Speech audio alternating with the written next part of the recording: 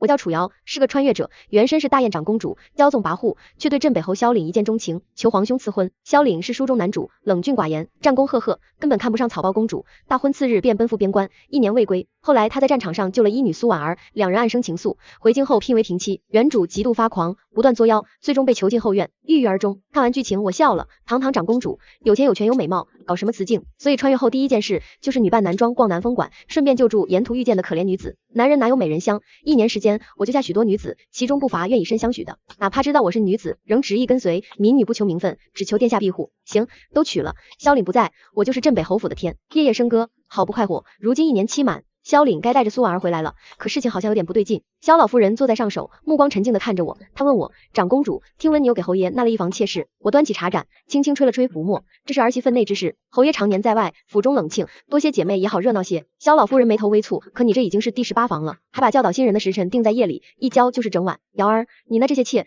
当真是给凛儿纳的吗？当然不是，萧凛算什么东西，也配与我争抢美人？心里这么想，面上却露出恰到好处的神色，眼眶瞬间泛红，睫毛轻颤，泪珠欲落不落。我拿起帕子按了按眼角，声音带着哽咽：婆母这是何意？侯爷他不愿亲近我，且他身子似有隐疾，而且也是着急，才想多纳些妹妹，盼着谁能有幸为萧家开枝散叶。至于夜间教导，是怕他们不懂规矩，冲撞了婆母。萧老夫人愣住了，脸色肉眼可见的憔悴下去，看我的眼神复杂难辨。许久，她才虚弱的摆摆手：是为娘误会你了，瑶儿有心了，回府好生歇着吧。走出萧老夫人的院子，我脚步轻快，今晚该换谁来侍寝呢？不如都叫来，热闹。回镇北侯府的路上，我盘算着今晚的消遣安排。刚踏进府门，贴身侍女翠兰就匆匆跑来：殿下。殿下，话音未落，一个高大的身影挡在面前，去哪了？声音低沉，带着几分幽怨。我抬头，对上一张陌生的脸，剑眉星目，鼻梁高挺，薄唇紧抿，肤色是久经沙场的麦色，透着粗犷的俊朗，身材极好，宽肩窄腰，劲瘦有力。许是我打量的太过直白，他偏过头，我挑眉，手指轻点他胸口，这么想我，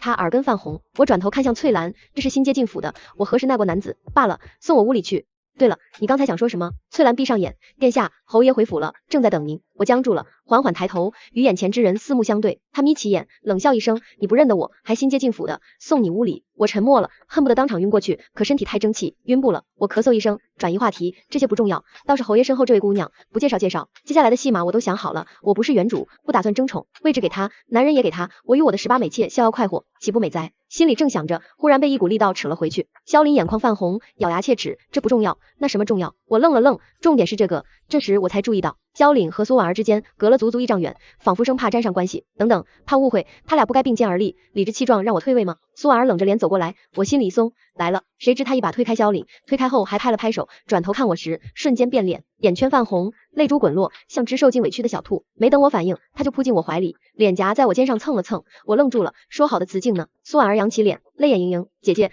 我终于找到你了。当年你说若有缘再见，便娶我，姐姐可会食言？我想起来了，半年前我确实救过一个女子，她被仇家陷害，迈入勾栏，险些自尽。我看不过去，出手相救，赠她银两。分别时，她想跟着我，我便说了那话。可她已知我是女子，竟还不死心，头开始疼了，这也要娶。可她是女主，该嫁萧凛才对。我看向萧凛求救，却发现她脸黑如锅底。对了，该吃醋了，快来抢人啊！萧凛一把将我扯进怀里，紧紧箍住我的腰。娶你，苏婉儿，你疯了，这是我夫人，我的。说完，刚才还凶神恶煞的镇北侯突然变了神色，像只被抛弃的大狗，低头在我额头轻啄一下，声音委屈：夫人，我给你写了300多封信，你为何不回？还不许我回府？真不要我了？苏婉儿翻了个白眼：啊，对，姐姐不要你了，快走吧。磨磨唧唧，烦死了，我无话可说。背对了，萧凛也不恼，自顾自找台阶。我懂了，夫人定是打理侯府太忙，没空回信。她眼含期待，我欲言又止。萧凛笑容僵住，声音渐小：夫人，那些信你看了吧？我连忙点头，看了，都看了。那信在何处？我说不出话。好吧，没看。至于在哪儿，我望天，在哪儿呢？瞥见翠兰，我凑过去低声问：翠兰，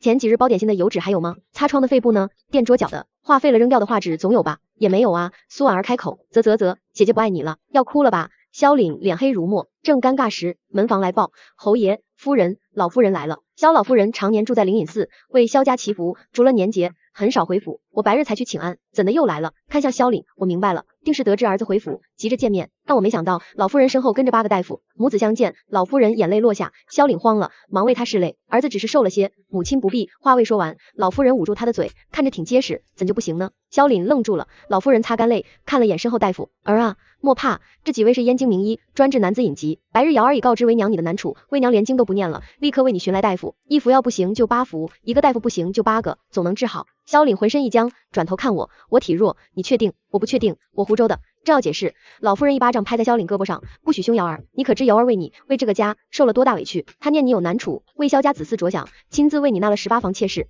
这是何等胸襟？你不记她的好，还摆脸色，有没有良心？萧凛盯着我，笑意更深，我却后背发凉。夫人真体贴，还替我纳妾，一纳就是18个，今儿是不是当我是第19个？我说不出话。老夫人以为我被吓到，又瞪萧凛，混账东西，敢欺负瑶儿，想挨家法。萧凛这才低头，儿子不敢。老夫人年纪大了，赶路辛苦，说了会儿话便去歇息。老夫人一走，苏婉儿便缠上来，抱着我的胳膊，姐姐，我初来乍到，人生地不熟，害怕，今晚能和姐姐一起睡吗？我犹豫了，萧凛挤到我俩中间，这是我夫人，自然同我睡，你一个没名没分的，拿什么争？两人一边说话一边往我院子走，似要比谁先到。我赶紧让翠兰去拦，人是拦住了，门却从里面开了。开门的是我的美妾之一小玉，小玉无视旁人，扑进我怀里。殿下怎么才回来？奴家想您了。其他美人也涌过来，将我团团围住。昨夜是小玉伺候殿下，今晚该轮到我了吧？胡说，明明该我。殿下来我屋里吧，我熏了您最爱的香。萧凛的声音突兀插进来，我竟不知这妾是给夫人自己纳的。我不在的这一年，夫人玩的可还开心？最后这句，萧凛说的一字一顿，美人们浑不在意，只往我怀里凑。殿下，他是谁？他好凶，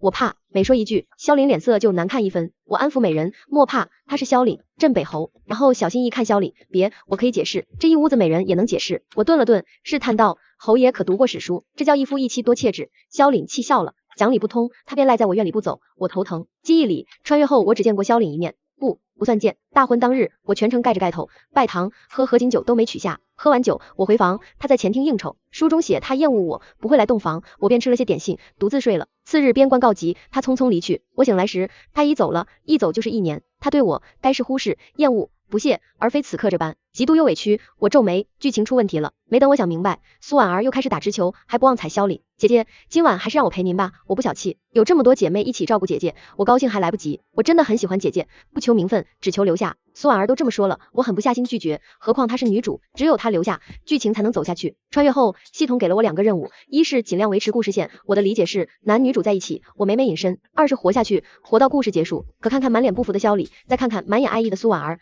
坏了，剧情全乱了。答应苏婉儿留下后，萧凛表情更幽怨了，偏过头小声嘀咕，我也不小气，纳妾就纳妾，反正我才是正室。我愣住了，这对吗？气氛凝滞时，老夫人身边的嬷嬷来了。侯爷，夫人，老夫人备了晚膳，请2位过去。有嬷嬷打岔，气氛才活络些。我与萧凛去用膳，其他人留在院里。苏婉儿是新来的，我让翠兰陪着。餐桌上，老夫人食不言，只一个劲儿给我俩夹菜，尤其给萧凛，不吃还不行。我俩硬着头皮吃完。饭后，萧凛没再闹着回我院子。夫人院里女眷太多，夜深不便。说这话时，她咬牙切齿，我松了口气。回屋后，我平退所有美人，独留翠兰。这一年，侯爷王府里寄了多少信？回殿下312封，全是给我的。是，挥手让翠兰退下，我坐在凳子上发愣。一年365天，他忙着打仗，辗转各地，竟还给我写了300多封信，心里某处像被刺了一下，酸酸的。在原世界，我是家中次女，上有优秀兄长，下有受宠幼妹，父母进城打工，将我们留在乡下，有奶奶照顾。他们也想我们，常打电话回来，问兄长缺什么，问小妹是否听话，10次有8次忘了我。我以为他们只是不知同我说什么，心里是爱我的。后来父母工作好转，赚了钱，接走了兄长，说城里学校好，不能耽误。1年后又接走小妹，说她娇气，整日哭闹。我也想和他们一起生活，可看着我眼里的期待，父母只说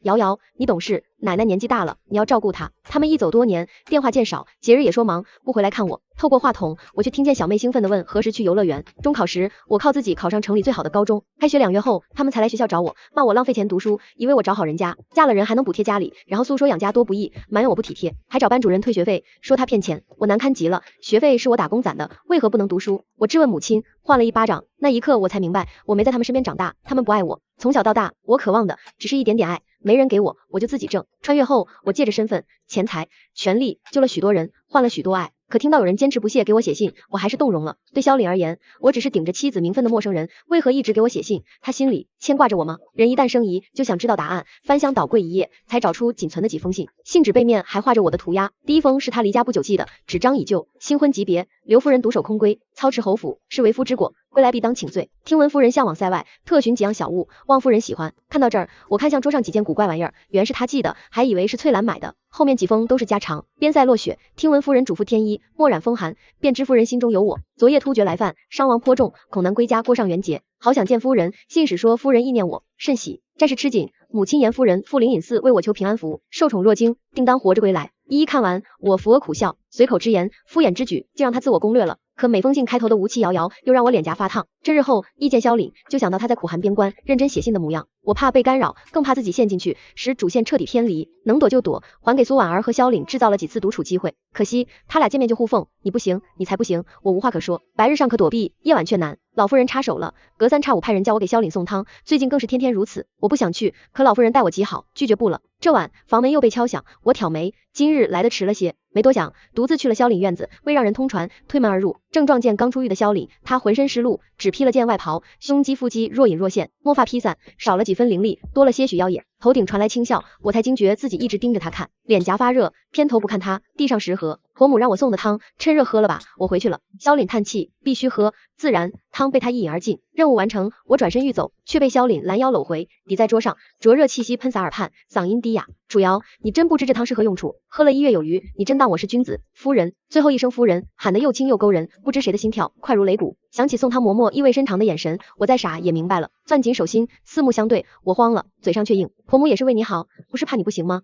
萧凛气笑了，眼神愈发危险。我不行，那就做到你觉得行为止。大婚那夜见你睡得香甜，未忍打扰，今夜便补上洞房花烛，也叫苏婉儿早些死心。说完，不给我开口的机会，打横将我抱起。恍惚间，我想起大婚那夜，萧凛并非如书中那般厌恶我，抛我一人在房。他来看过我，难道从一开始剧情就偏了？来不及细想，帷帐落下。次日清晨，苏婉儿见我自萧凛院中走出，整个人都愣住了。萧凛路过她身边，得意轻哼，我以为他俩会吵，却未料苏婉儿一言不发，转身回屋。我担心她太过伤心，当晚她便敲响我房门，姐姐，我做噩梦了，梦见姐姐不要我，呜呜，我好怕，姐姐能不能陪我睡，就一晚，我会乖的。开门见她只穿单衣，抱着枕头，眼尾泪痕未干，不知真假，我都心疼了。在原世界，我无数次梦见父母不要我，醒来独对空房的滋味，太可怕。所以哪怕苏婉儿是装的，我也不想拒绝。苏婉儿很乖，静静躺在我身边，一动不动。我很快困了，迷迷糊糊中听见她说：瑶瑶，你不知道能像现在这样陪在你身边，我有多欢喜。此后很长一段时间，萧凛和苏婉儿像两个幼稚鬼，一个卖惨求陪伴，一个嚷着要我负责，争到最后谁也没争到。皇后，我的生母，召我入宫。穿越后，萧凛不在，我常回宫看望父皇母后，此次却不同，来接我的是皇后身边的小太监，走的不是寻常路，而是凤仪宫密道，心中已有不安。见到皇后时，这不安到了顶峰。皇后出身名门，凤仪万千，向来稳重得体，此刻却面容憔悴，眼中布满血丝，身边无一侍从。母后，发生何事？皇后摇头，往我手中塞了东西。宫里已被靖王控制，他勾结北蛮，意图篡位，你父皇怕是。他顿住，眼眶泛红，擦泪絮道：太子不知所踪，大宴未已。你父皇一直将兵符藏在我这儿，无人知晓。现交给你，你同萧凛去西境调兵。靖王残暴，视百姓如草芥，大宴绝不能落他手中。瑶瑶，此去西境凶险，务必小心。大宴就托付给你了。回侯府路上，我脑子很乱，剧情里没有这一段。按书中所述，男女主在一起后，我的闺女姐妹气不过，办事会羞辱苏婉儿。恰巧靖王在，对苏婉儿一见倾心，求而不得便用强，被萧凛教训，结下梁子。太子趁机拉拢萧凛，联手铲除靖王，靖王死，便无谋反。可如今男女主未在一起，靖王未见苏婉儿，太子不仅未拉拢萧凛，还莫名失踪。后续剧情会如何发展？将宫变之事告知萧凛，他脸色凝重。靖王封锁消息，未让风声走漏，定是还未找到兵符。皇上寝宫和东宫找不到，必会将目光转向皇后。多年来，帝后情深，皇后无子仍得圣宠，是皇上最信任之人。皇后早年有过皇子，聪慧仁善，10岁便有帝王之相，可惜被靖王生母静妃所害，太医无力回天，静妃被处死。靖王虽未受牵连，却与凤仪宫结下死仇。太子乃前皇后所生，前皇后病逝时，太子已18，与我们并不亲厚。我是皇后独女，若靖王从母后处找不到兵符，查到我身上是迟早的事。他得势，我必死。届时任务失败，我在2个世界都会死。想到这儿，我与萧凛对视一眼，各自回屋收拾行李。进院后，苏婉儿和18美妾见我神色不对，围过来问发生何事，说有事一起扛。我没瞒着，苏婉儿是女主，告知无妨。18美妾告知是给他们留条生路，我说侯府危险，让他们领了银子各自散去，他们不肯。我们走了，靖王立刻会察觉不对，追兵马上就到，你们就危险了。我们留下，装作你和侯爷仍在府中，还能拖延一阵，怕我不放心。他们安慰我，别担心，情况不对我们立马跑，我们也很惜命。虽如此，我还是告诉了他们我的去向，为的是若他们没跑成，被抓后可用我的去向换条生路。苏婉儿从头到尾没说话，闷头回屋收拾行李，说要同我们一起，保证不拖后腿。我没拒绝，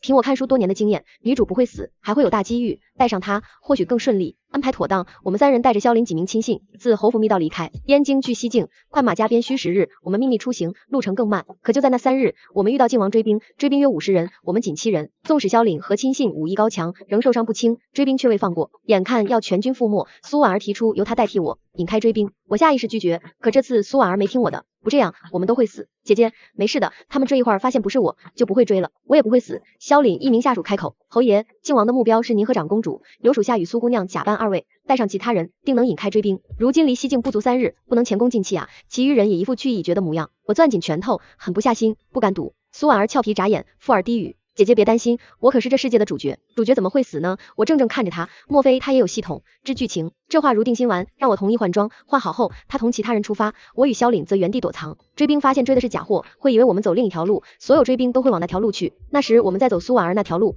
便安全了。果然，不到半个时辰，追兵原路返回，我与萧凛躲在暗处，看他们骂骂咧咧往另一条路去，没影了才去追苏婉儿。不知为何，一路心慌，仿佛有坏事要发生。我安慰自己是太紧张了，可看到一地尸首时，心里那根弦断了。萧凛的下属全数战死，苏婉儿躺在最角落，胸口插着刀，身下全是血，时间仿佛凝固。我走到苏婉儿身边，蹲下探她鼻息，还有气，意识到她还活着，我忙取止血药，边取边同她说话。婉儿，别睡，我给你止血，带你去西境，那儿有大夫能救你，别怕，婉儿别怕，姐姐在。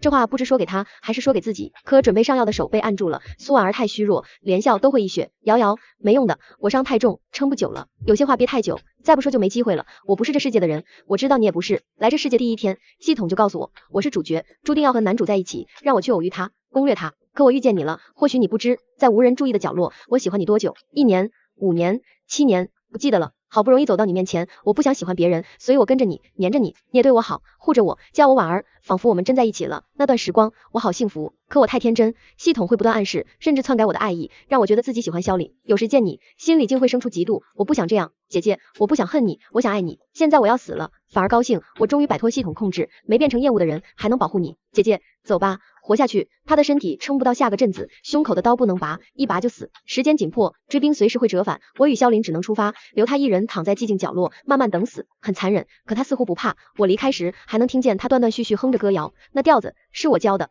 我与萧凛紧赶慢赶，在追兵反应过来前抵达西境。西境驻军30万，个个骁勇，其中一部分是萧凛旧部，只认萧凛，不认兵符；其余是西境老兵，效忠大燕，只认兵符，不认人。故而需兵符与萧凛同在，方能调动全军。事态紧急，我与萧凛及心腹将领商议，带走5万精兵，余下驻守西境，防蛮人偷袭。收拾妥当，我们连夜出发，日夜奔袭。10日后丑时抵达燕京，守城官兵全换成了靖王的人。我们刚到城门便被拦下，打着靖王旗号，趁开门时，大军一拥而入，顷刻拿下城墙，留一小队驻守。我与萧凛带兵直扑皇宫，路过侯府时，我停住了。侯府大门敞开，一眼望去，尸横遍野，血流成河，无一声息。我想下马去看，被萧凛拦住，他摇头，眼含不忍。瑶瑶，我们到西境同日，探子来报，我们走第3日，靖王便来府上要人。小鱼他们没走，一直守着，假作你仍在府中。靖王试探数次，皆被他们敷衍过去。后来靖王不耐，带兵围了侯府，说只要他们透露你的下落，便不杀。他们誓死未言，正因他们拖延，追兵才那么晚找到我们。此刻我们秘密进攻，打靖王个措手不及。若耽搁，小鱼他们的命就白死了。我擦去泪，随萧凛离去，一路满是小鱼他们的回忆。他们18人皆命苦，我不过是在他们濒死时救了一命，帮他们脱了剑疾，给个容身之所。这1年，我们聚在一起，过着寻常日子，仅此而已。他们很聪明，不会猜不到我告知去向的用意，可他们没说。于我护他们是举手之劳，可他们以命护我。此刻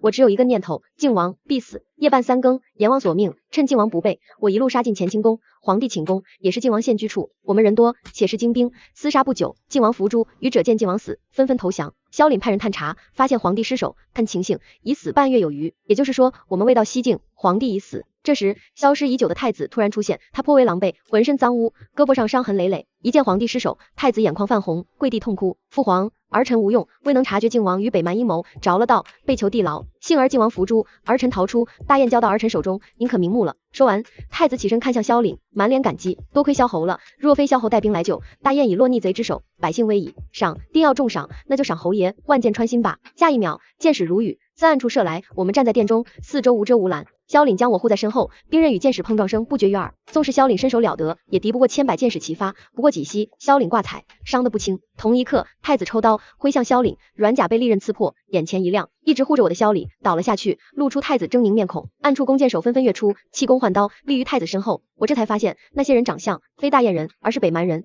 真正勾结北蛮的，非靖王，是太子。为何？此等时刻，我出声却异常冷静。太子似未料我这般反应，却也不在乎，得意诉说计划。为何？都是你们逼的。我33了，还是太子，父皇那老不死，身体硬朗，我不知要等到何时。还有你，一个女人，凭什么得镇北侯拥护？你们感情不是不好吗？本宫好心招揽，竟敢拒绝，难不成他想助你登基？哈，偏偏那些兵痞就听萧凛的，他们疯了，我才是太子，未来的皇帝。既如此，你们全去死吧！把兵符给我，我一心软，或可不杀你。闻言，倒在地上的萧凛动了动，用尽最后力气抱住太子腿，喊：快跑！楚瑶，快跑！18美妾让我跑，苏婉儿让我跑，萧凛也让我跑。我堂堂大燕长公主，就这般废物！我深吸气，冲太子笑。好，你过来，我给你兵符，别杀我。太子嗤笑，径直走来。他当我手无缚鸡之力，毫无防备，我自不辜负。在他凑近瞬间，袖中匕首刺入他心口。这匕首是萧凛给我防身的，鲜血喷溅脸上，我不在意，又补1刀、2刀、3刀，无数刀。等北蛮人反应，太子已被我扎穿，大门踹开，我一手拎太子头颅，一手举兵符，向众军高喊：兵符在此，给我杀！萧凛就那么死了，未留一言。内乱很快平息，我草草交代几句，便走了，带着萧凛的尸身。我命人将18美妾和苏婉儿的尸首葬在侯府后院竹林，墓碑刻字楚瑶之妻，另一边空出位置葬萧凛，同样立碑楚瑶之夫。安排妥当，我回到小院，与往日热闹不同，此次只我一人。我最怕独处，原世界就怕，以为来此能有许多亲人，最终只剩我自己。什么男主女主剧情全是骗人的，我这命定该死的没死，他们这些该活到结局的全死了。我坐在凳上发了许久呆，才看向桌子，这一看愣住了，桌上有几封信，破破烂烂，仍能辨出内容。想起来了，是我走前吩咐翠兰的，让她再找找，看能否找出更多萧凛寄回的家书。这几封该是翠兰找来的，一一翻开，流言四起。夫人莫介怀，既为夫妻，我庇护你，爱你，对你好一辈子。这是我俩大婚逾后，燕京皆传镇北侯看不上我这草包公主。素闻长公主骄纵泼辣，待人冷漠，今日暗中回京复命，见夫子女扮男装救下一女子，混迹孩童中玩闹分食，笑容灿烂，便知看人不能只听传闻，夫人是世间顶好的女子。北蛮夜袭都城，险些死于蛮人弓弩，幸有夫人所赠护身符挡了一下，方得活命。冥冥之中是夫人救我一命，来日有难必舍命相报。今日营帐中来一陌生女子，初见内心便有触动，脑中有陌生声音说她才是我命定之妻，简直放屁！我已有妻室，岂能背弃？每每听下人说夫人去世，皆好奇的紧，好想快些回家，好想见夫人。夫人为何总不回信？可是嫌我啰嗦，不喜我。明明只是寻常话语，我却泪流不止。我想，我再也遇不到萧凛这般好的男子了，非他对我多好，而是他本就很好。此刻，眼前事物逐渐模糊，系统声音再现，警告：检测到剧情线彻底崩塌，书中世界即将毁灭。再睁眼，我正被几个女生围着，耳边是催促声：瑶瑶，你可算醒了，毕业典礼马上开始，快走！我反应过来，我回到了现实世界，书中世界过了1年半，现实只过30分钟，一场午觉的时间。我随舍友参加毕业典礼，拿了毕业证。毕业后，我留在这座城市，找了份寻常工作，每日如牛马般活着。想到大雁种种，总觉是梦。期间奶奶去世，我抽空回了趟老家，奶奶葬在后山墓园。祭拜完，随亲戚往外走，路过一座墓碑时，我停住了。墓碑上贴着女孩照片，很年轻，与我年纪相仿，笑靥如花。重要的是，她长得与苏婉儿一模一样。只是墓碑上名字是林婉，这名字我有印象，是我小学同学。那时她小小一只，坐着轮椅，班里人当她怪胎，无人同她玩，也无人与她同桌。老师为难，我不愿坐前面，便提出与她同桌。她话少，多是我在说。相处久了，她人很好，常分我零食。故在她被欺负时，我也护着她。一次晚上我在外玩，听同班几个男生说，下午下雨，那瘸子回不了家，在教室等雨停。我趁没人把他锁屋里了，哈哈哈，干得好！整天看那破轮椅就烦，占地方，挤得慌。最好他出点事，以后别来上课了。我心一沉，毽子都没拿就跑向学校。夜里学校空无一人，教室门锁着，我站在后门，听见林婉在里面哭，我进不去，就坐在门口陪了她一夜，还教她唱我唯一会的一首歌谣，反复告诉她别怕。后来林婉真转学了，非因那几个男生，而是家人带她去大城市看病。那之后我们再未见面，我也渐渐忘了她。想到穿越后她说的那些话，我在她心里竟这般重要。这时林婉目前来了位中年女人，看着像她母亲，我犹豫片刻，还是问了：你好，我是林婉的同学楚瑶，想问一下林婉她是怎么走的？听到我名字，女人似不意外，只淡淡道：基因病，我们带她治了好多年，还是不行，前几个月走了。不过她走得安详，嘴角还带着笑，应无遗憾。我点头，那就好，不知安慰她还是安慰自己。回到工作的城市，领导安排我外派去了新公司，见到一张张熟悉面孔，我愣了愣，眼圈泛酸，却未多言。18个人，一个不少，都好好活着。晚上公司聚餐，酒过3巡，众人皆醉，一人拍着我肩说：瑶瑶，好奇怪，我明明没见过你，怎觉得你这么亲切？余人附和。不过未等想明白，便被清醒者送走。轮到我时，我晃晃悠悠起身，想说我能自己走，就被人拦腰抱起，感受那熟悉气息，我瞬间清醒不少。努力睁眼，看到那张无数次出现在梦中的脸，声音发颤：萧凛，是我来接夫人回家了。说完，不顾我是否同意，抱着我就走。我尚在震惊中，忘了挣扎，下意识问：你怎会来这？我是说这世界同你来大雁一样穿越啊。我点头，有道理。随即又反应过来，等等，现在我不是你夫人了，不用你负责。你对我好，只因我是你夫人，你又不喜欢我。你话未说完，被萧凛一记亲吻打断。初时对你好，却因你是我夫人，可相处久了，责任变成了喜欢。我在信中写过，你是世间顶好的女子，谁与你都会喜欢，我也不例外。这样吧，我们按着世界的规矩来，这次换我追你，可好？心跳的厉害，我低头不敢看他，闷闷应声。